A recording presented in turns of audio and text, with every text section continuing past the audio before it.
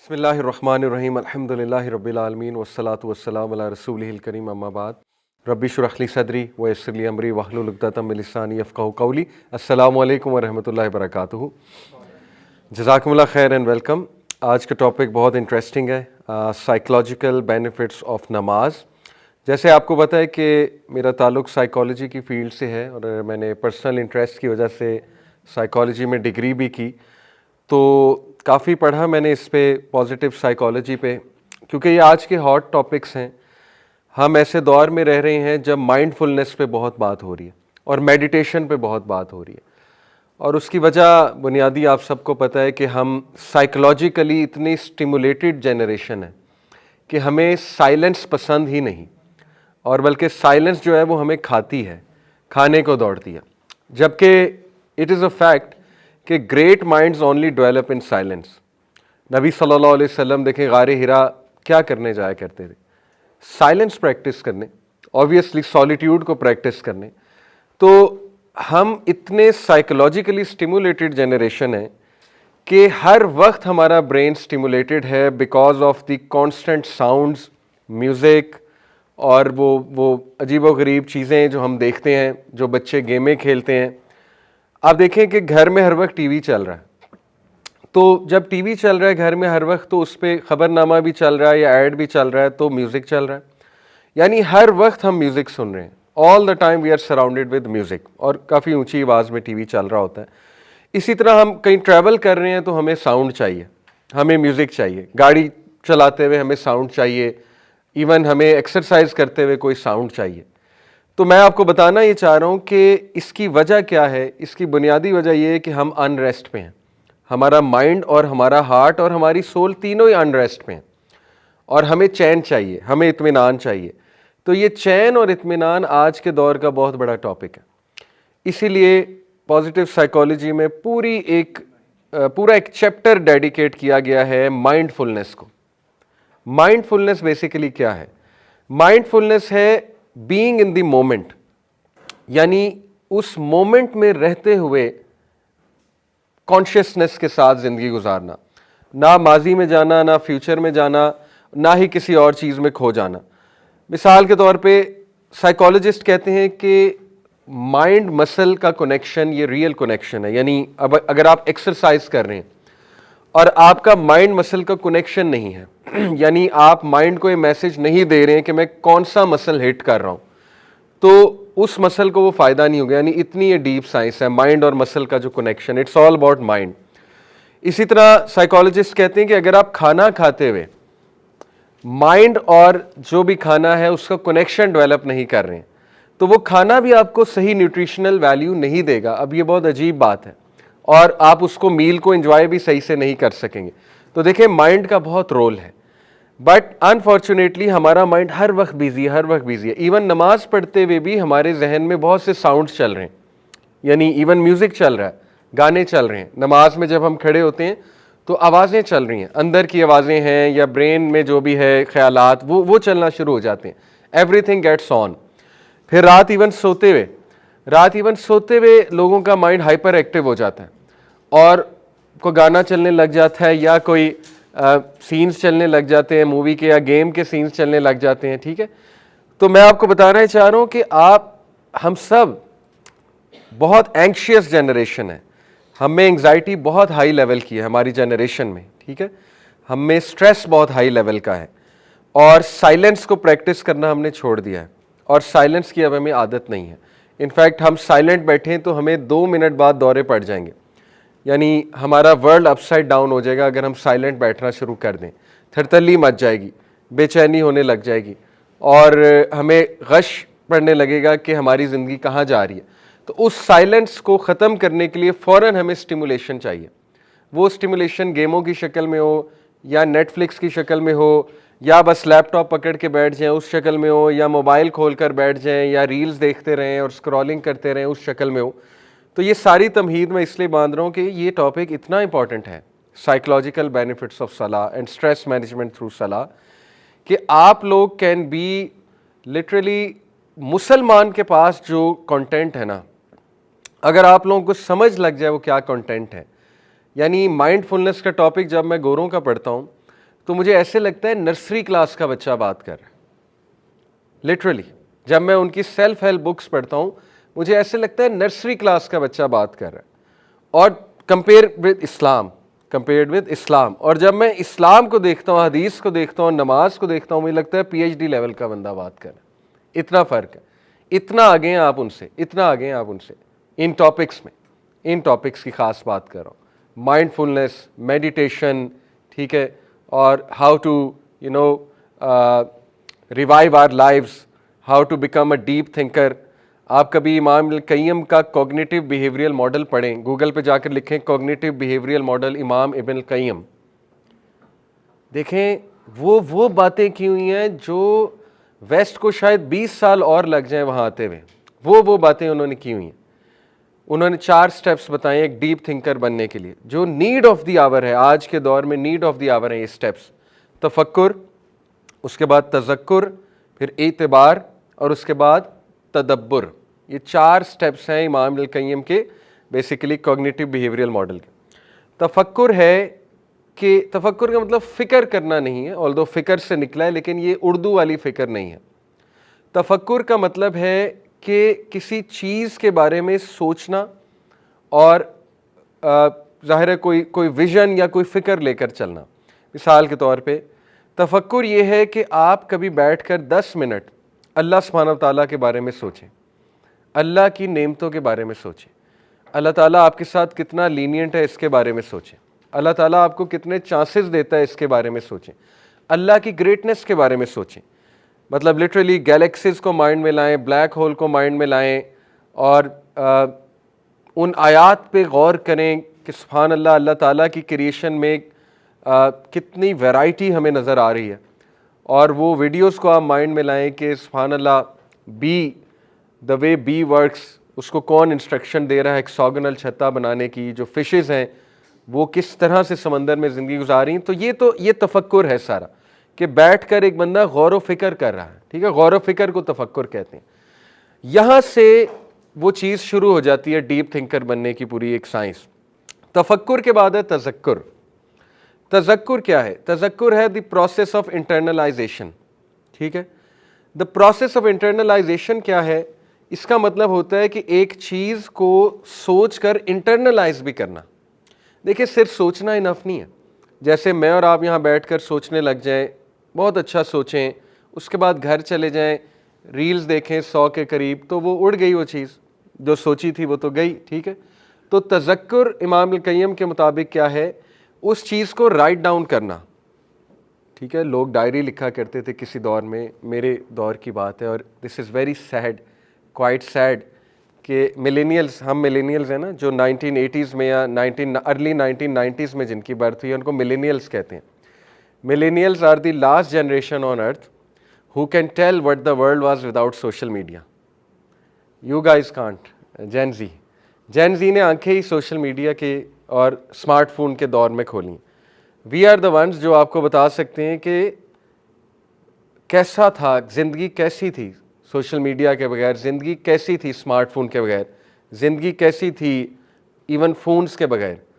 हम आपको बता सकते हैं वो जो कैसेट होती थी रील वाली, फिर वो जो वीडियो कैसेट होती थी, VCR क्या था, ठीक है। तो ये दिस इज़ क्वाइट सैड कि वो जनरेशन ख़त्म होने वाली है। Anyway, coming back to the topic, तो तज़क्कुर होता है कि उस चीज़ को इंटरनलाइज करना, प्रोसेस करने के बाद, ताकि याद रहे।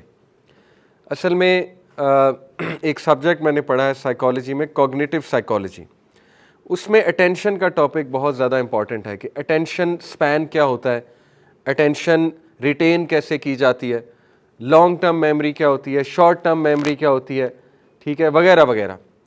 तो उसमें ये चीज़ें पढ़ाई जाती हैं कि एक चीज़ को रिटेन कैसे करना है, अटेंशन को। इस पर बहुत एक्सपेरिमेंट्स हुए में, बड़ी इंटरेस्टिंग ये फील्ड है सारी। तो ये सारी जो चीज़ें हैं ये इसलिए आज सिखा रहे हैं साइकोलॉजिस्ट, क्योंकि उन्हें नज़र आ रहा है कि हमारी जो जनरेशन है, कमिंग जो जनरेशन है या करंट जो जनरेशन है, वो लिटरली मशीन्स बन जाएंगे, रोबोट्स बन जाएंगे, और सोचना समझना छोड़ देंगे, तफक्कुर करना छोड़ देंगे, चीज़ों को नोट डाउन करना छोड़ देंगे, ठीक है ना, और चीज़ों को सीखना छोड़ देंगे। अब देखें chat GPT, chat GPT is quite intelligent. आप वहाँ पे लिटरली कुछ भी लिखें, आपको आउटलाइन बना के दे देगा। आप वहाँ पे जाके ये लिखें कि मैंने एक टॉक देनी है, टॉक का टॉपिक ये है और ऑडियंस की एज ग्रुप ये है, वो आपको एज ग्रुप के मुताबिक टॉक बना कर दे देगा। ठीक है, अब मैं अपने स्टूडेंट्स को असाइनमेंट देता हूँ, मेरी क्लास होती है मुस्लिम लेंस, उसमें मैं सिखा रहा हूँ पब्लिक स्पीकिंग के रूल्स और स्टोरी टेलिंग के रूल्स और how to design a talk. उसमें माशाल्लाह आते हैं काफ़ी लोग, तो ऑनलाइन क्लास होती है जूम पे, तो उसमें मैं स्टूडेंट्स को असाइनमेंट्स देता हूँ, आउटलाइन बनवाता हूँ उनसे किसी टॉक की, मिसाल के तौर पे कि टाइम मैनेजमेंट फॉर टीन्स, इसकी आउटलाइन बना के दिखाओ। अब मुझे पता लग जाता है चैट जीपीटी से कौन लाया। अब देखिए, चैट जीपीटी की वजह से ह्यूमन बींग्स का ट्रस्ट उठ रहा है एक दूसरे से। मुझे क्या पता आपकी क्रिएटिविटी है या एआई की क्रिएटिविटी है। पोस्टर आप बनाएंगे बहुत अमेजिंग कोई, मैं आप पे शक करूंगा कि इसने मेटा एआई से बनवाया, इसकी अपनी ब्रेन, इसका अपना ब्रेन नहीं है, इसका अपना आइडिया नहीं है।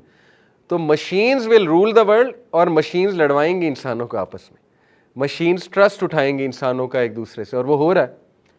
मैं आपकी इज्जत क्यों करूं, आप मेरी इज्जत क्यों करें?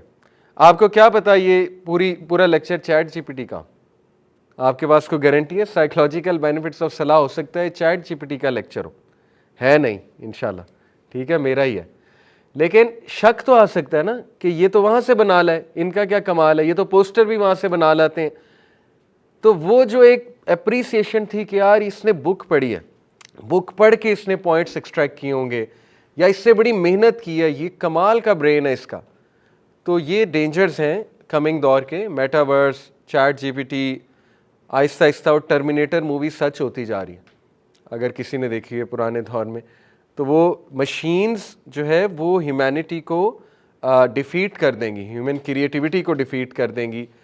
तो वी हैव टू इंशाल्लाह return to the old ways. देखें, ये बात हतमी है कि जब टेक्नोलॉजी एक पीक रीच करती है तो वो रिवर्सल लगता है, और वो रिवर्सल लगेगा।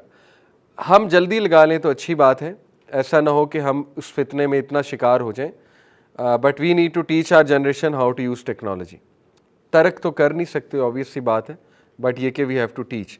तो बहरहाल ये सारी बातें मैंने आपसे इसलिए की, तज़क्कर, तफक्कुर, कि आज की जनरेशन, यानी जिसमें मैं भी इंक्लूडेड हूँ, ना तफक्कर करते हैं ना तज़क्कर करते हैं बैठ के, और माइंड उनका इतना ज़्यादा एंक्शियस है, इतनी बेचैनी है माइंड में, और बेचैनी की वजह क्या है? Psychological stimulation, highly stimulated by sounds, by music. जो म्यूज़िक हम सुनते हैं वो इतना स्टिमुलेटिंग है, इतना स्टिमुलेटिंग है कि लिटरली वो एक बंदे को पागल कर सकता है वो म्यूज़िक।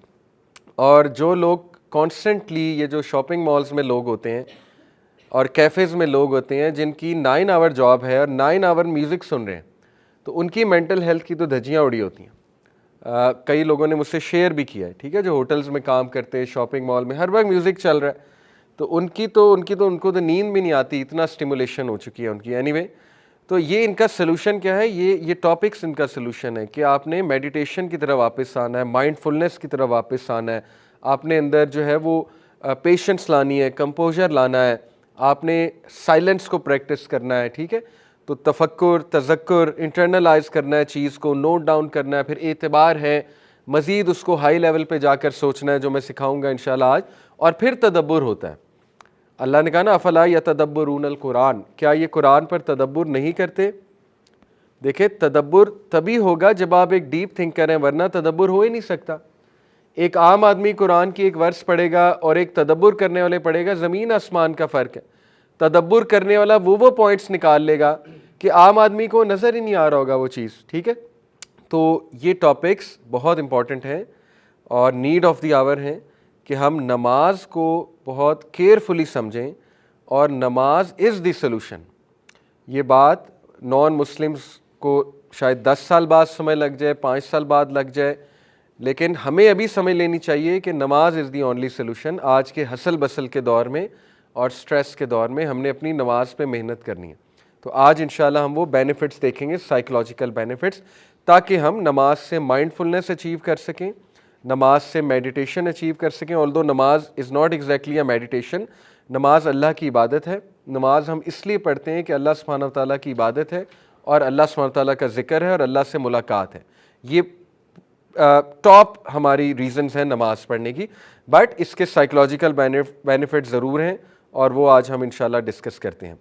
सबसे पहले रिवीजन, मैंने आपको कहा था कि नमाज में जब तक इमोशंस नहीं होंगे आपकी नमाज आपको फ़ायदा नहीं देगी। तो ये 3 इमोशंस नमाज में ज़रूर लाएं, होप, फियर एंड लव। कैसे ला सकते हैं? देखें, सूरह फातिहा में ये तीनों आ सकती हैं, ये तीनों इमोशंस आ सकते हैं। सूरह फातिहा में होप भी है, मालिक यौमिद्दीन, अल्लाह तू ही है यौमिद्दीन का मालिक, तो इसमें होप भी है कि तू मुझे माफ़ फरमा देगा, क्योंकि पीछे हम कह रहे हैं अर्रहमान रहीम, तो कितनी होपफुल बात है। उसमें लव भी है, लव फॉर अल्लाह, कि अल्लाह आप इतने रहमान है, इतने रहीम है कि आप मेरे गुनाह कितने माफ़ फरमाते हैं। ठीक है, तो लव भी आ सकता है, होप भी आ सकता है, फियर भी आ सकता है। फियर कहाँ है? गैरिल मग़ज़ूबी अलैहिम वलज़्ज़ालिन, ये फियर का आप इमोशन ला सकते हैं कि अल्लाह मुझे डर लगता है कि मैं भटक ना जाऊँ। आज के दौर में इतने फितने हैं अल्लाह, कि मैं कहीं गैरिल मग़ज़ूब में से ना हो जाऊँ, मग़ज़ूब में से ना हो जाऊँ, या ज़ालिन में से ना हो जाऊँ, जो गुमराह हो गए। ठीक है, या जिन पे आपका एंगर है, जिन पे आपकी रैत है, तो यहाँ फियर लाया जा सकता है। इसी तरह सुबहाना रब्बियल अज़ीम में लव लाया जा सकता है, होप लाया जा सकता है कि अल्लाह आप कितने अजीम हैं।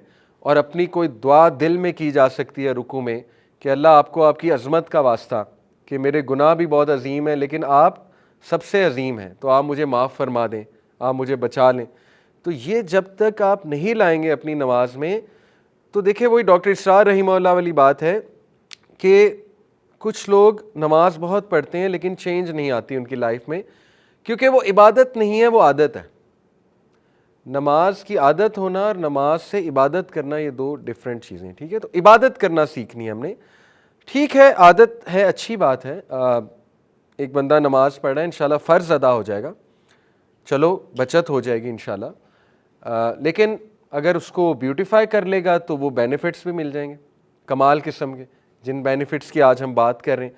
तो अपनी नमाज़ों में देखें इमोशंस लेकर आएँ प्लीज़, अपने सजदों में इमोशंस लेकर आएँ, ठहर के नमाज़ पढ़ें और इंशाल्लाह टाइम दें, नमाज को टाइम दें।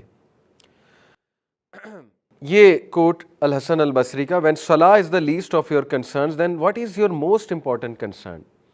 किसी ने कहा, अभी मैं सुन रहा था, बड़ा अच्छा जुमला उनका, the only punishment for not offering सलाह इज़ नॉट ऑफरिंग सलाह। बड़ा थॉट प्रोवोकिंग जुमला है। वला तकूनु कल्लज़ीना नसुल्लाह फ़अनसाहुम अनफुसहुम। क्या तुमने देखा उन लोगों को जो अल्लाह को भूल गए तो अल्लाह ने उनका आप उनसे भुला दिया।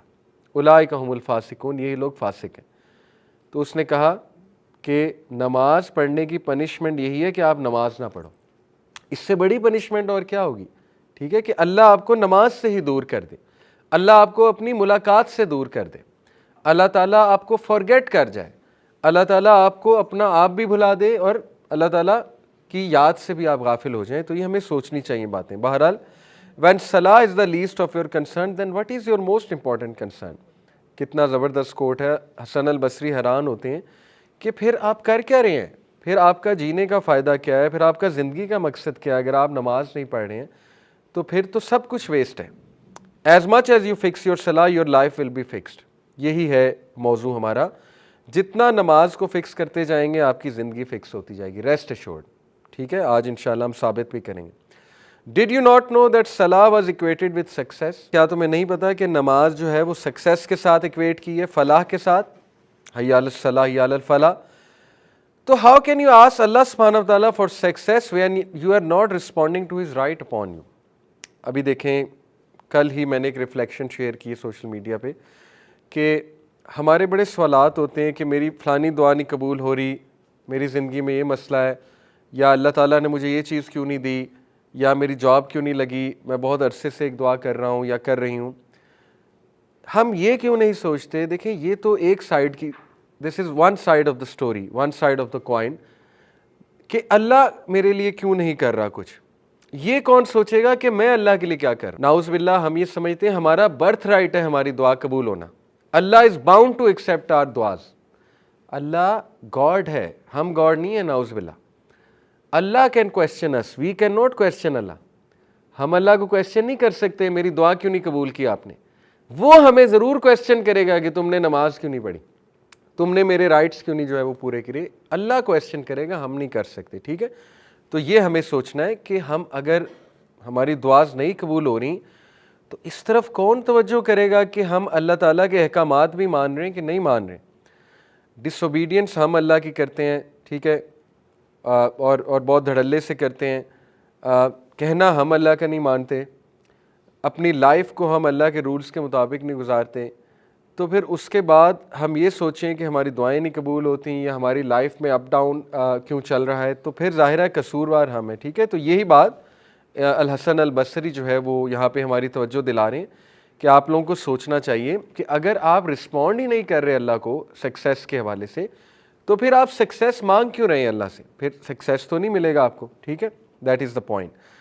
ओके, ओवर थिंकिंग आज के दौर का बहुत बड़ा मसला है और इस पे मैं आपको कुछ ज़बरदस्त रिसर्चेस बताता हूँ। देखें, हमारे ब्रेन का एक पूरा रीजन है जो डिफ़ाइन किया गया है, डिफ़ॉल्ट मोड नेटवर्क कहते हैं उसे, और उसमें डिफरेंट दिमाग के हिस्से हैं, उनको मिलाकर वो एरिया उन्होंने डेजिग्नेट किया हुआ है, डिफ़ॉल्ट मोड नेटवर्क कहा जाता है उसे। ओवर थिंकिंग के लिए वो वाला एरिया रिस्पॉन्सिबल है। वो एरिया जब हम कुछ भी नहीं कर रहे एक्टिव होता है। जब मैं बैठा हुआ हूँ, सोच रहा हूँ कुछ या सोच नहीं भी रहा, तो वो एक्टिव हो जाता है वो एरिया। ठीक है, मैं आपको MRI स्कैन्स दिखाता हूँ।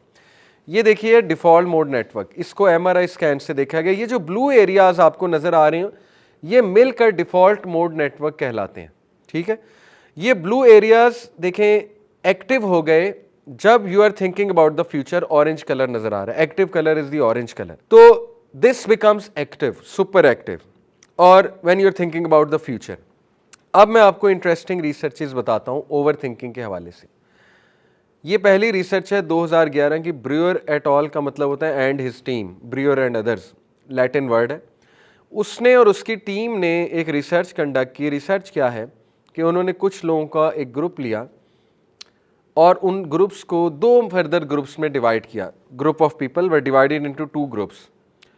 एक ग्रुप को 8 वीक्स मेडिटेशन कराई। कौन सी मेडिटेशन कराई? योगा या साइलेंस प्रैक्टिस कराई, या कहा बस मोमबत्ती को देखो और ख़ामोश रहो, या वॉक करो, ठीक है, या सेल फोन का यूज़ छोड़ो।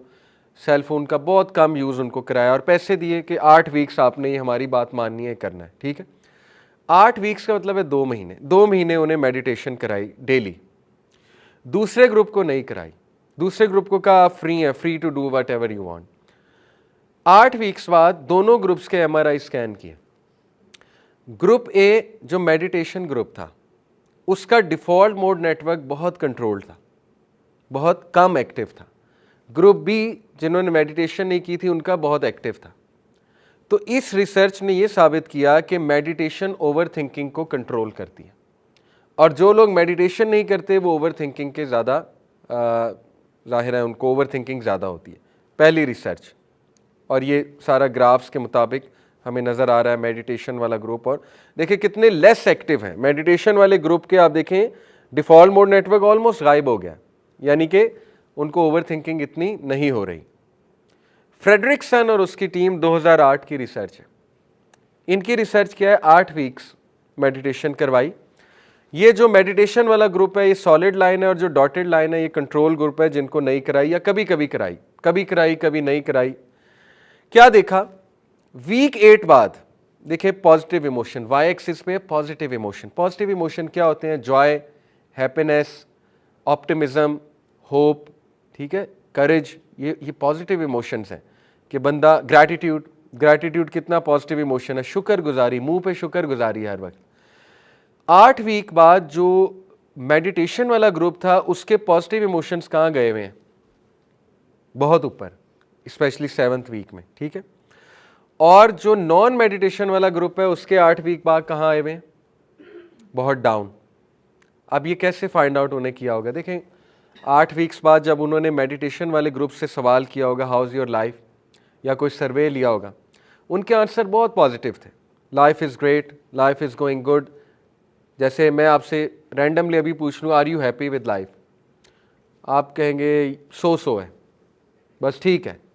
लेकिन अगर आप नमाज़ पढ़ के आए होंगे मे बी, ठीक है, और अच्छी नमाज़ पढ़ के आए होंगे, आप कहेंगे कि जी ज़बरदस्त, अल्हम्दुलिल्लाह, कमाल है, सब ठीक है, अल्लाह का शुक्र है। तो यही हुआ। उसकी टीम ने देखा कि जो मेडिटेशन करते हैं उनके पॉजिटिव इमोशंस बहुत हाई हैं, और जो नॉन मेडिटेशन ग्रुप है उनके पॉजिटिव इमोशंस बहुत कम है। तीसरी रिसर्च हॉल्जल और उसकी टीम की है। उन्होंने ये दरियाफ्त किया कि वो लोग जो average 27 minute per day meditation करते हैं, ये देख रहे हैं आप नीचे लिखा हुआ है, एवरेज 27 मिनट्स पर डे जो मेडिटेशन करता है इंसान, उसका ग्रे मैटर ज़्यादा है compared with the non meditation group. Grey matter क्या होता है? देखें, हमारा जो ब्रेन है उसमें न्यूरॉन्स हैं। न्यूरॉन्स के जो डेंड्राइट्स हैं वो ग्रे मैटर बनाते हैं और न्यूरॉन के जो एक्सन्स हैं वो वाइट मैटर बनाते हैं मिलके। मिलियंस ऑफ न्यूरॉन्स हैं, बिलियंस भी कुछ लोग कहते हैं। एनीवे, तो ग्रे मैटर का मतलब क्या है? ग्रे मैटर का मतलब ये है कि जितना आपका ग्रे मैटर स्ट्रांग है उतने आपके डेंड्राइट्स क्या होता है? न्यूरॉन की अगर आप शक्ल देखें नर्व सेल की, तो उसकी एक लंबी सी यूं दुम होती है, ठीक है, आगे उसका वो पूरी बॉडी होती है, पीछे यूं दुम होती है, वो एक्सन है, लंबी सी दुम। उसके एंड पे एंटीना की तरह के यूं डेंड्राइट्स होते हैं, ठीक है।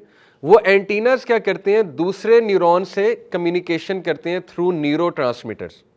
न्यूरोट्रांसमीटर क्या होते हैं? केमिकल्स। वो डेंड्राइट्स केमिकल्स रिलीज करते हैं जो कि दूसरे डेंड्राइट्स कैच करते हैं और एक मैसेज आगे फॉरवर्ड जाता है।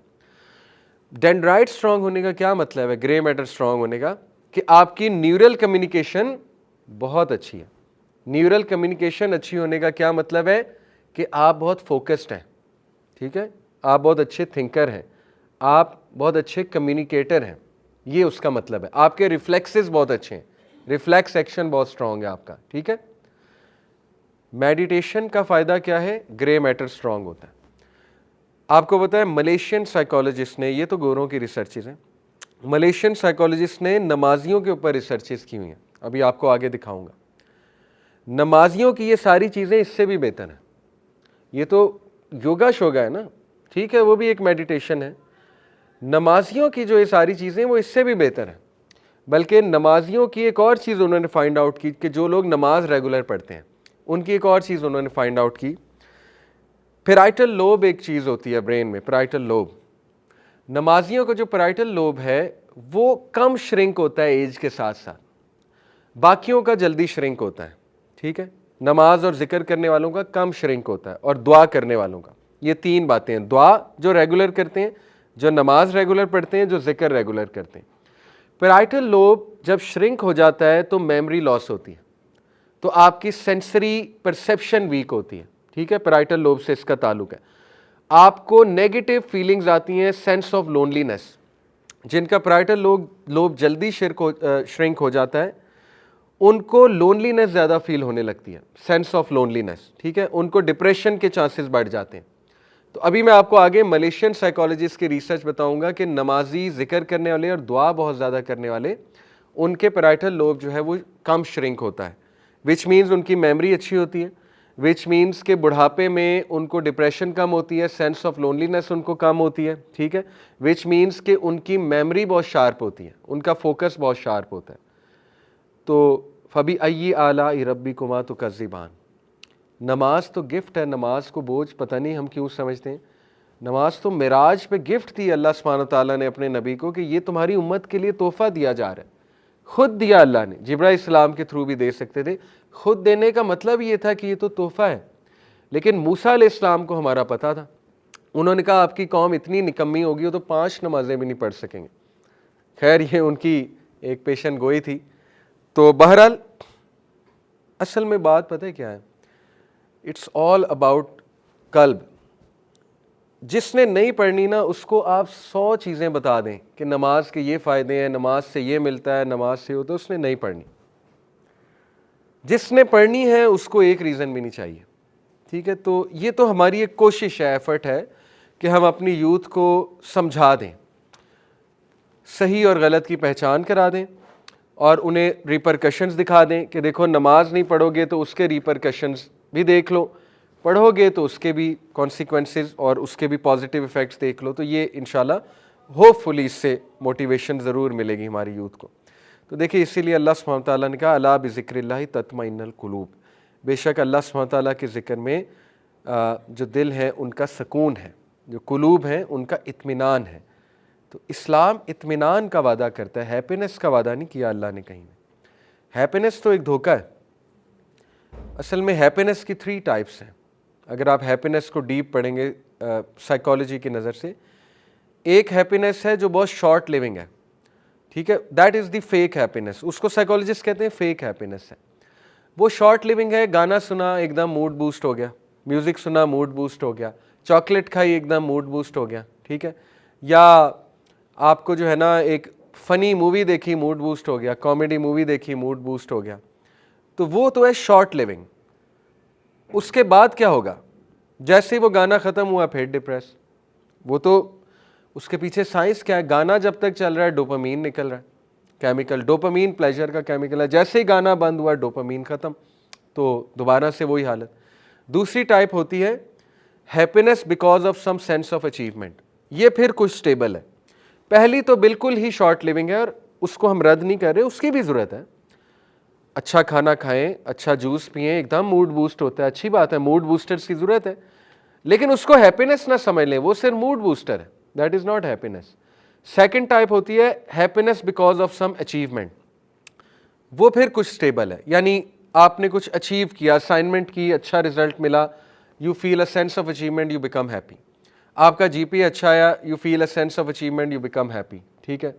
इसी तरह मे बी आपकी शादी हो गई, अच्छी बात है, एक सेंस ऑफ अचीवमेंट है कि चलो मुझ पे जिम्मेदारी है, अब मेरा ईमान बच जाएगा वगैरह वगैरह, तो दैट इज़ हैप्पीनेस, बट वो भी स्टेबल नहीं है इतनी। ओनली स्टेबल हैप्पीनेस इज अला बिज़िक्रिल्लाह तत्मइन्नुल कुलूब, और ये साइंटिफिकली हम प्रूव कर सकते हैं, ठीक है, कि only stable form of happiness is जो अल्लाह के जिक्र से मिलती है, जो आपको स्टेबल रखेगी, आपके मूड को स्टेबल रखेगी। तो इसलिए जिक्र के बेशुमार बेनिफिट्स हैं और नमाज के बेशुमार बेनिफिट्स हैं।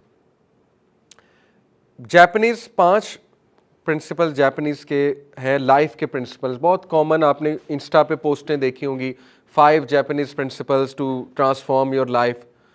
चलें हम 3 को डिस्कस करते हैं, ठीक है, क्योंकि ये मैं आपको इसलिए बता रहा हूँ कि इन पे बहुत बात होती है और हमारी यूथ इनको बड़ा कूल समझती है, और ठीक है, अच्छी चीज़ें हैं, so they think this is very cool, so हम इनके मुताबिक बात कर लेते हैं। इकिगाई, ये बुक भी है Ikigai, the Japanese secret to a long and happy life. ये क्या है Ikigai? Basically Ikigai is the mindset कि आप हर चीज़ के साथ पर्पस अटैच कर दें, मीनिंग अटैच कर दें हर चीज़ के साथ। जब इंसान हर चीज़ के साथ पर्पस अटैच कर देता है तो वो खुश रहने लग जाता है, ठीक है। मैं आपको मिसाल देता हूँ, एक बंदा एक कंपनी खोलता है, और लेट्स से बुनियादी सी मिसाल देता हूँ कि आपने फास्ट फूड कंपनी खोली है या होटल खोला आपने। अब एक पर्पज़ है पैसा कमाना, कोई हर्ज नहीं, कमाया जा सकता है, लेकिन इसके साथ एक हायर लेवल पर्पज़ अटैच कर दें। आप कहें जो खाना बचेगा वो मैं गरीबों को दूंगा, जो ये लोग खाना छोड़ जाएंगे और लोग खाना छोड़ के जाते हैं, ये मैं गरीबों को दूंगा। या मेरी जो इनकम होगी, जैसे अलबेक का मॉडल है, उसका 1% जाएगा ही जाएगा हर माह चैरिटी में। तो ये आपने क्या किया, बिजनेस के साथ पर्पस अटैच कर दिया, इकिगाई इसे कहते हैं।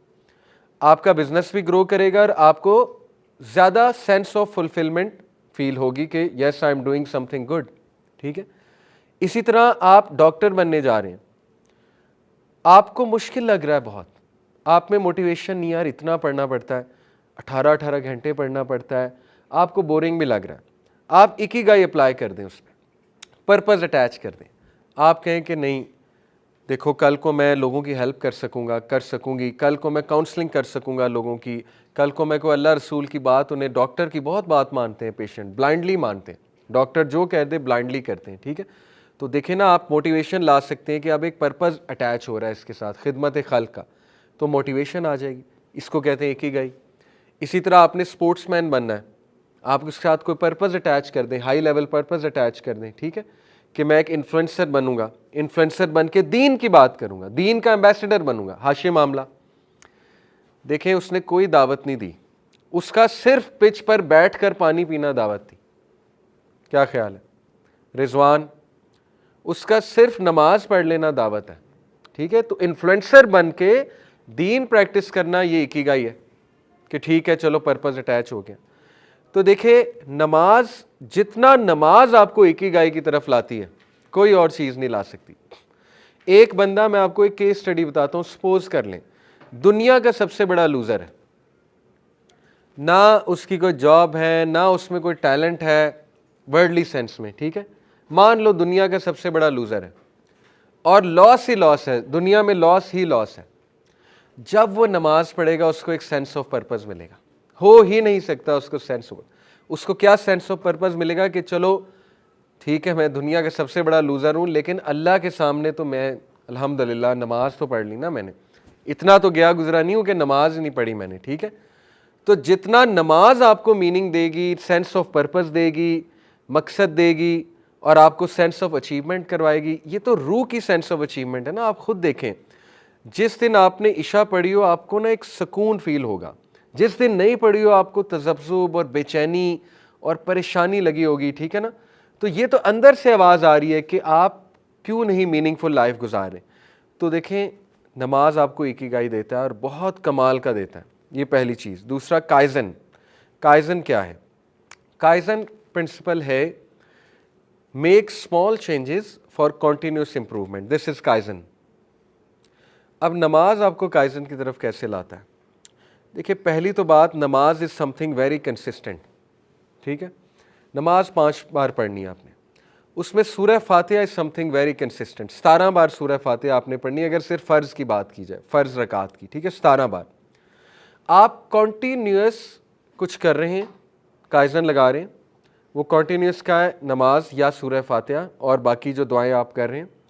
और वो कॉन्टीन्यूस चीज़ करने से, स्मॉल चेंजेस करने से ज़िंदगी में एक बेहतरीन इम्प्रूवमेंट आ रही है आपके मूड में, आपके तज़किया में, आपकी ओवरऑल लाइफ के जितने भी इश्यूज़ हैं उसके अंदर।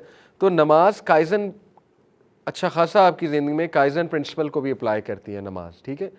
You improve constantly. हाउ? आप सैड बैठे हुए हैं, डिप्रेस बैठे हुए हैं, वुज़ू करेंगे, बूस्ट हो जाएंगे, इम्प्रूव हो जाएगा मूड, कांस्टेंट इम्प्रूवमेंट है, ठीक है। दोबारा डाउन जाएंगे, दोबारा वुज़ू करेंगे, अगली नमाज का वक्त हो गया, दोबारा इम्प्रूव कर जाएंगे। खुदा ना खास्ता कोई गुनाह हो गया, गुनाह करने के बाद नमाज का वक्त हो गया, चांस आ गया कि नहीं गुनाह माफ़ करवाने का, तो इम्प्रूवमेंट आ गई, ठीक है। इसी तरह किसी हराम में पड़े हुए हैं, समझ नहीं आ रही कैसे निकलना है, नमाज का वक्त हो गया, निकलने के चांसेस आ गए, अल्हम्दुलिल्लाह। तो ये काइजन लगता जा रहा है नमाज के थ्रू, ठीक है। Small changes with continuous improvement. तीसरा, शूहारी। शूहारी क्या है? Learning and mastery. Shuhari basically उस्ताद शागिर्द के दरमियान एक प्रिंसिपल है। वो क्या है कि उस्ताद आपको चीज़ सिखाता जाता है, आप उसको प्रैक्टिस करते जाते हैं और प्रैक्टिस मेक्स परफेक्ट, प्रैक्टिस कर करके you learn the skill and then you become the उस्ताद, ठीक है, यू बिकम द मास्टर। अब आप इसको नमाज को गौर करें, नमाज शूहारी आपको कैसे सिखा रही है। नमाज से आप स्ट्रेस मैनेजमेंट सीख सकते हैं, सेल्फ कंट्रोल मास्टर कर सकते हैं, ठीक है। नमाज से आप एंगर मैनेजमेंट सॉल्व कर सकते हैं, नमाज से आप डिसिप्लिन रूटीन बना सकते हैं, नमाज से आप टाइम मैनेजमेंट मास्टर कर सकते हैं, नमाज से आप माइंडफुलनेस मास्टर कर सकते हैं, नमाज से आप सेल्फ कंट्रोल मास्टर कर सकते हैं। आप मुझे साइकोलॉजी के सारे स्किल्स बताएं, मैं आपको साबित करके दिखाऊंगा कि नमाज ये सारे स्किल्स मास्टर कराती है। Time management, I will prove to you, नमाज टाइम मैनेजमेंट मास्टर कराती है। Discipline, the art of setting a routine, नमाज सेट कराती है। एंगर मैनेजमेंट, मैं आपको साबित करके दिखाऊंगा, नमाज एंगर मैनेजमेंट कराती है। स्ट्रेस मैनेजमेंट, आज साबित करेंगे, स्ट्रेस मैनेजमेंट नमाज कराती है, ठीक है। लेकिन ये सब मेन एम नहीं है, मैं क्लैरिफाई बार बार करता हूँ। मेन एम क्या है? नमाज अल्लाह की मोहब्बत में पढ़नी है और नमाज के पीछे तड़प होनी चाहिए कि मेरी अपने रब से मुलाकात हो रही, ये मेन एम है। ये फ़वाइद हम इसलिए बता रहे हैं कि आज की नौजवान नस्ल को कम से कम थोड़ा खोल कर बयान किया जाए कि अल्लाह ने कितने बड़े बड़े एहसानात हम पर किए हुए और हमें रियलाइज़ नहीं होता। ओके, तो शूहारी यहाँ पे लगता है। अच्छा जी, ये एक ग्राफ है, इस ग्राफ को बेसिकली कहा जाता है एलोस्टेसिस लोड, ठीक है। ये एलोस्टेसिस लोड जो है ये क्या है? It is our psychological capacity to handle stress. अगर आप में से किसी ने फिज़िक्स पढ़ी है तो उसमें यंग मॉडुलस नहीं एक होता है, ये स्ट्रेस का जो टॉपिक है उसमें एक चीज़ होती है, मेरे जहन से अचानक ही निकल गई, लिमिट ऑफ प्रोपोर्शनैलिटी। हाँ, लिमिट ऑफ प्रोपोर्शनैलिटी। उससे पहले पहले आपको पता है लिमिट के बाद क्या होगा कि डिफॉर्म हो जाएगा वो स्प्रिंग, ठीक है। उससे पहले पहले जो है वो इलास्टिक है और उसके बाद वो डिफॉर्म हो जाएगा, फिर फ्रैक्चर पॉइंट भी होता है। इसी तरह ये ग्राफ है परफॉर्मेंस और वर्सेस स्ट्रेस लेवल का। स्ट्रेस लेवल एक्स एक्सिस पे, परफॉर्मेंस वाई एक्सिस पे, ठीक है। अब देखिए लो से हाई स्ट्रेस तब होता है जब परफॉर्मेंस भी पीक पर जाती है। जैसे जब ऑप्टिमम लेवल पे परफॉर्मेंस है इंसान की तो स्ट्रेस भी उसका बहुत हाई है, ठीक है, एक्स एक्सिस पे स्ट्रेस है। लेकिन ऑप्टिमम लेवल के बाद जब वो अपनी पीक रीच कर जाएगा और कोई ब्रेक नहीं लेगा या कोई लेट्स से अपना तज़किया नहीं करेगा या कोई रिलैक्स नहीं करेगा, तो फिर एग्जॉस्शन होएगी, बहुत एग्जॉस्ट होगा, ब्रेक डाउन होगा और फिर ओवरलोड आएगा, ठीक है। तो देखिए मैंने अंदाज़ा लगाया है हमारी ज़िंदगियों में 90% मसाइल स्ट्रेस की वजह से। लोगों को असल में ये पता नहीं लग रहा होता, वो स्ट्रेस होता है, हिडन स्ट्रेस होता है, अनकॉन्शियस में चला जाता है वो stress. They are not able to identify but that is actually stress. वही डिप्रेशन कॉज कर रहा होता है, वही एंग्जाइटी कॉज कर रहा होता है। वो स्ट्रेस किसी भी चीज़ का हो सकता है, पढ़ाई का हो सकता है, मल्टीपल रोल्स का हो सकता है, ठीक है, जैसे मदर्स हैं उनके आजकल मल्टीपल रोल्स हैं, इसी तरह जॉब का हो सकता है वगैरह वगैरह। तो देखिए ये ग्राफ दिखाने का मकसद आप लोगों को ये है कि अल्लाह ताला ने अल्हम्दुलिल्लाह हमें ऑलरेडी वो गिफ्ट दे दिया है जिससे हम अपना स्ट्रेस रिलीज़ करा सकते हैं। जब आप ऑप्टिमम लेवल को रीच कर जाएं, वुज़ू करें, चाहे नमाज का टाइम नहीं भी है, नफल पढ़ लें, आप यकीन करें आप रिचार्ज हो जाएंगे। अल्हम्दुलिल्लाह अल्लाह ताला ने ये उसकी मूवमेंट ऐसी हैं, उसमें अल्फाज ऐसे हैं। देखिए ना वो जो रुकू है, वो जो सजदा है, वो एक मूवमेंट भी तो है ना। तो कभी आप सोचें उस मूवमेंट पे भी कि उसके मेडिकल बेनिफिट्स कितने। फिर जब आप सजदा करते हैं तो अगर साइंटिफिकली इफ़ आई टेल तो एक तो वी डू नॉट नो कि काबा किबला रुख होके जब हम सजदा करते हैं तो पता नहीं हम कौन सी एनर्जी गेन कर रहे हैं ग्राउंड से, ठीक है, या क्या रिलीज़ कर रहे हैं अपने माथे से। देखें इलेक्ट्रॉन्स, आपको पता है कि ग्राउंड जब हम करते हैं किसी चीज़ को, इलेक्ट्रॉन्स अर्थ में जाते हैं, हम इलेक्ट्रॉन्स को गेन करते हैं, स्टैटिक इलेक्ट्रिसिटी का जो टॉपिक है, ठीक है। तो ये तो इसके इतने सीक्रेट्स हैं। एक डॉक्यूमेंट्री है सीक्रेट्स ऑफ काबा, यूट्यूब पे, सीक्रेट्स ऑफ काबा, वो आप देखिएगा। काबा जिस जगह है ना, सुभान अल्लाह, एक तो वो अर्थ का सेंटर बनता है जोग्राफिकली स्पीकिंग। उसके बाद सबसे highest energy point scientifically proven है वो मक्का है, काबा है, highest energy point, positive energy point, ठीक है। अब पता नहीं इसमें क्या सीक्रेट है, किबला रुख होके सजदा करना, किबला रुख होके नमाज पढ़ना, वल्लाहु आलम, अल्लाह नोज़ बेस्ट। लेकिन मैं आपको सिर्फ ये बताना चाह रहा हूँ कि अभी इतने राज हैं जो हम पर खुले नहीं हैं। जब इंसान ऑप्टिमम लेवल पे रीच करे, आराम से नमाज पढ़े, सजदा करे, लंबा सजदा करे, आप देखें आपका स्ट्रेस कहाँ पे जाता है, आप देखें आपका गुस्सा कहाँ पे जाता है। लेकिन सजदा लंबा करना है, ये शर्त है, ठीक है। तो ये भी बहुत इंपॉर्टेंट फिगर है with regards to allostasis load. Allostasis load होता है कि जब बंदा ऑप्टिमम लेवल पे रीच कर जाए और उसके बाद फिर उसका डाउनफॉल चलता है। तो आप देखें कि एक बंदा कॉरपोरेट वर्कर है, हॉस्पिटल में जॉब कर रहा है, या नर्स हैं या टीचर हैं। अब टीचर बोल बोल के थक जाता है, नर्स आपको पता है चक्कर लगा लगा के थक जाती है, एक कॉरपोरेट वर्कर टेबल पे बैठ बैठ के थक जाता है, डेस्क जॉब है। अब अल्लाह ताला ने कितना ज़बरदस्त मैकेनिज़्म दिया है, उठो, वुज़ू करो, मुंह पे छींटा मारो, नाक में पानी डालो, ठीक है। एक स्पिरिचुअल क्लींजिंग भी है, फिज़िकल क्लींजिंग भी है। जाओ नमाज़ पढ़ जाके 15 मिनट लगाओ, जाके 10 मिनट लगाओ, जाके सजदा लंबा करो, दुआ करो अल्लाह सुब्हान ताला से। कितनी सेंस ऑफ सिक्योरिटी मिलती है, इमेजिन। एक तो सेंस ऑफ सिक्योरिटी मिलती है कि मेरी कोई हिफाजत कर रहा है, एक ये आपको फीलिंग आएगी कि रेस्ट अश्योर्ड मेरे मैटर्स कोई संभाल रहा है। दूसरा आपको सेंस ऑफ अचीवमेंट आएगी कि चलो जो भी है मैंने नमाज तो पढ़ ली ना, अल्हम्दुलिल्लाह, मैंने अपनी ड्यूटी जो ऑब्लिगेशन थी वो पूरी कर दी। तीसरा आपको लिटरली फील होगा आपका स्ट्रेस रिलीज़ हुआ है।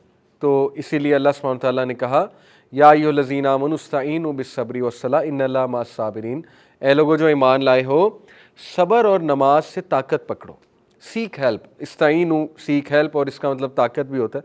देखो सब्र और नमाज से हेल्प सीख करो, इन्नल्लाहा मअस्साबिरीन, बेशक अल्लाह सब्र वालों के साथ है।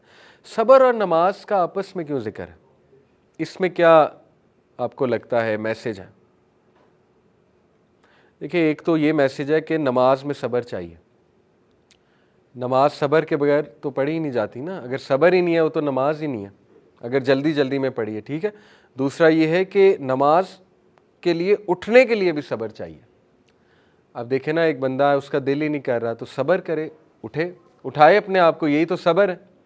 एक बंदा उसको नज़र ही नहीं आ रहा मुझे फ़ायदा क्या होगा, ये भी सब्र है भाई, उठो, फ़ायदा हो ना हो उठो, दिस इज़ कॉल्ड सब्र, पेशेंस। एक बंदा मैच देख रहा है, पाकिस्तान इंडिया का चैंपियंस ट्रॉफी का फाइनल हो रहा है, सपोज नमाज का टाइम आ गया, जमात है, उठो, यही तो सब्र है। हाइलाइट्स देख लो, आज तो दौर वो है, हाइलाइट्स लग जाती हैं यूट्यूब पे, ठीक है। तो this is what is meant by कि नमाज और सब्र से मदद पकड़ो, बेशक अल्लाह साबिरीन के साथ है। उसके बाद सलाह गिव्स यू स्ट्रक्चर, ये कुरान मजीद से हमें फैक्ट पता लगता है। सूरह मारिज चैप्टर 70 वर्स 19 to 23 अल्लाह कहते हैं इन्नल इंसाना खुलिका हलुआ। अल्लाह ताला इंसान की तख्लीक का एक फ़ैक्ट बताते हैं, बेशक इंसान एंक्शियस बनाया गया है। जनरली स्पीकिंग इंसान एंक्शियस है। एंक्शियसनेस बेसिकली कहते हैं बेचैनी को। किस लिए बेचैन है? इज़ा मस्सहु शर्रु जज़ुआ, जब उसको कोई शर आ जाए, कोई टेस्ट आ जाए, कोई मुश्किल आ जाए, तो जज़ुआ इम्पेशेंट हो जाता है, एंक्शस हो जाता है, एकदम से पैनिक हो जाता है। व इज़ा मस्सहुल खैरु मनुआ, और जब इसको कोई खैर आ जाए तो वो इसको विदहोल्ड करता है, यानी छुपा लेता है उस खैर को, या कंजूसी करता है। इल्लल मुसल्लीन, सिवाय उनके जो नमाज अदा करते हैं। कितनी खूबसूरत बात है, सुभान अल्लाह। अल्लाह ताला ने सलूशन बता दिया किसका? एंग्जाइटी का, कि तुम्हारी एंग्जाइटी को जो चीज़ कर्ब करेगी वो नमाज है। अब खुदा ना खास्ता दो ही सिचुएशंस हैं। अगर एक इंसान को नमाज पढ़ने के बावजूद भी वो समझता है कि नहीं मेरी एंग्जाइटी ख़त्म हो रही या नहीं मेरा स्ट्रेस ख़त्म हो रहा, तो सीधी सी बात है वो नमाज ठीक से नहीं पढ़ रहा। मेरा तो इस पर स्ट्रेट आंसर है, ठीक है ना। वो नमाज में कोई कमी ज़रूर कर रहा है, या खुशू में कमी कर रहा है, खुजू में कर रहा है। खुजू से क्या मुराद है? सुन्नत के मुताबिक नमाज नहीं पढ़ रहा। अगर आप नमाज में ऐसी हरकत करते हैं कि आप सुभान रब्बियल अज़ीम 2 बार कही और फिर उठते हुए तीसरी सुभान रब्बियल अज़ीम है, नमाज इनवैलिड है। तो ये बहुत छोटी छोटी बारीकियां हैं, ठीक है। या तो आप खुशू नहीं पढ़ रहे, या तो खुजू नहीं है नमाज में, या सुन्नत के मुताबिक नमाज नहीं है, ठीक है। तो इसलिए वो नमाज आपको फ़ायदा नहीं दे रही, सीधी सी बात है। ये तो अलार्म बजना चाहिए, क्योंकि अल्लाह ने तो कहा है कि नमाज से सुकून मिलेगा, ठीक है। दूसरी रीज़न ये हो सकती है कि हो सकता है आपका खुदा न खास्ता कोई मेंटल हेल्थ इशू चल रहा है, उसके लिए सीख का काउंसलर, कोई मसला नहीं, ठीक है। कोई बहुत मेजर डिप्रेशन है तो डॉक्टर को भी दिखा सकते हैं, कोई ऐसी बात नहीं। यहाँ पे हम बात कर रहे हैं जनरल एंग्जाइटी की। जनरल एंग्जाइटी इंशाल्लाह ताला नमाज ज़िक्र is definitely going to help, but खुदा न खास्ता कोई सीरियस मसला है तो उसके लिए ज़ाहिर है बंदा फिर चेक भी करा सकता है। एनीवे, लास्ट चीज़, इसको ऑल्दो मैं नेक्स्ट टॉपिक में ज़्यादा डिटेल से एक्सप्लेन करूँगा, अटेंशन रिस्टोरेशन थ्योरी, ठीक है। एक्चुअली ये अटेंशन रिस्टोरेशन थेरेपी है, ART लगाते हैं स्ट्रेस मैनेजमेंट में। ये क्या है? इसके जो है ना वो 4 स्टेप्स हैं, और ये थ्योरी किसने डेवलप की थी? स्टीफन और रेचल कैपलन, साइकोलॉजिस्ट थे।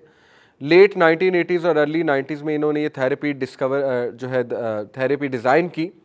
और ये बेसिकली थेरेपी की ज़रूरत इसलिए थी कि रैपिड टेक्नोलॉजिकल एडवांसमेंट की वजह से उन्हें नज़र आ गया था कि लोग बहुत स्ट्रेस में जाने वाले हैं, तो उन्होंने अटेंशन रिस्टोरेशन थेरेपी जो है वो रिकमेंड की थी, किसके लिए? स्ट्रेस को मैनेज करने के लिए। और ये थेरेपी को मैं डिटेल में नेक्स्ट क्लास में कर दूंगा, लेकिन अभी स्टेप्स देख लेते हैं। इसके 4 स्टेप्स हैं। पहला स्टेप कहलाता है फैसिनेशन, दूसरा स्टेप कहलाता है बीइंग अवे, तीसरा स्टेप है एक्सटेंड, और चौथा स्टेप है कंपैटिबल। फैसिनेशन क्या है? अब देखें ये थेरेपी कैसे लगती है। वो ये कहते हैं जिसको भी बहुत ज़्यादा स्ट्रेस है लाइफ में, उसे कहते हैं कि कहीं नेचर में बैठ जाओ। Coming back to this picture, कहीं नेचर में बैठ जाओ, साहिल समंदर अगर है पास वहाँ चले जाओ, कोई गार्डन है वहाँ चले जाओ, या इवन अपने बालकनी में विंडो पर बैठ जाओ, बालकनी पर बैठ जाओ, ठीक है ना। तो वहाँ पर बैठकर पहला स्टेप क्या है? फैसिनेशन। फैसिनेशन क्या है? अपने माइंड को खाली करो, 5 से 10 सेकंड लगाओ, लंबे सांस लो, खाली करो, करते जाओ अपने माइंड को खाली। कुछ देर के लिए सोच लो तुम्हारी लाइफ में कोई मसला नहीं है, दिस इज़ कॉल्ड फैसिनेशन। कुछ देर के लिए फैसिनेट कर लो कि तुम हर चीज़ ज़बरदस्त है तुम्हारी लाइफ में, ठीक है। और कुछ देर के लिए इमेजिन कर लो कि इस वक्त बेहतरीन मोमेंट है, ये इस वक्त जहाँ मैं बैठा हूँ, this is a great moment for me, ठीक है। दैट इज़ कॉल्ड फैसिनेशन, यानी you evoke sense of of and wonder. अब आप नमाज पे लगाएं, ART। जब आपने अल्लाह अकबर कहा, आप कहाँ खड़े हैं? आप दुनिया की सबसे सिक्योर जगह पे खड़े हैं। किसके सामने? अल्लाह रब्बुल आलमीन के सामने, जो कौन है? अल मुमिन, अमन देने वाली ज़ात। ठीक है, फैसिनेशन क्यों नहीं लाते हम? हमें क्यों नहीं रियलाइज़ होता हम किसके सामने खड़े हैं? हम क्यों नहीं जहन को खाली करते? जहन को खाली करना पड़ता है। वसवसे तो आएंगे, ऑफ कोर्स आएंगे, सोचें आएंगी, खाली करें, खाली करें। मैं तो कहता हूँ 5 सेकंड गैप ले लें, नमाज नहीं टूटती। अल्लाह अकबर कहने के बाद 5 सेकंड गैप ले लें, फिर बेशक सुभानक अल्लाहुम्मा बिहम्दी का पढ़ें, व तबारक अस्मु का, उसके बाद 2-3 सेकंड गैप ले लें, फिर सूरह फातिहा पढ़ें। उस गैप में क्या करें? माइंड को खाली करें। ठीक है, ज़रा सेंस ऑफ ऑल आए कि अब मैं सूरह फातिहा पढ़ने लगा हूँ, पढ़ने लगी हूँ, अल्लाह से बात होने लगी है, अल्लाह जवाब देगा, एक एक आयत का जवाब देगा अल्लाह ताला। तो दैट इज़ फैसिनेशन। उसके बाद being away, detach from worries and troubles, यानी सोचें कि कोई वरीज नहीं है, कोई ट्रबल नहीं है। ये आपको ट्रेन करना पड़ेगा अपने माइंड को कि everything is fine, all is well, all is well. ठीक है, उसके बाद एक्सटेंड, मज़ीद एक्सटेंड करें इस फैसिनेशन को, इस डिटैचमेंट को। जैसे जैसे आप आगे जा रहे हैं, जैसे जैसे टाइम स्पेंड हो रहा है, मज़ीद डिटैच हों। और उसके बाद एक टाइम आएगा, you will become compatible with your environment. आपको ऐसे लगेगा आप उस एनवायरनमेंट का हिस्सा हैं, यानी आप साहिल समंदर का हिस्सा हैं या आप माउंटेन्स का हिस्सा हैं। ठीक है, तो ये स्ट्रेस मैनेजमेंट की एक थेरेपी है।